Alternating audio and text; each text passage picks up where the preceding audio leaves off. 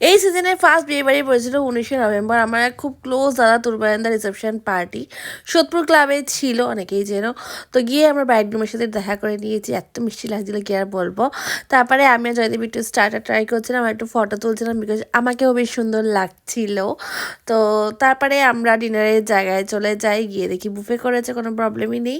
কারণ জয়দীপকে যেতে হতো আরেকটা রিসেপশন পার্টি অ্যাটেন্ড করতে, আমরা 8:30টার মধ্যে ডিনার করে নিয়েছিলাম আমি, বাট ও পরে গিয়ে আবার সেখানে খেয়েছিল। তো ফার্স্টে নিয়েছিলাম কুলচা, চানা মশলা আর ফিশ ফ্রাই সালাড। তো বেশ ভালো ছিল, একদম সিম্পল ছিল খাবারগুলো, আর খেতেও বেশ টেস্টি ছিল।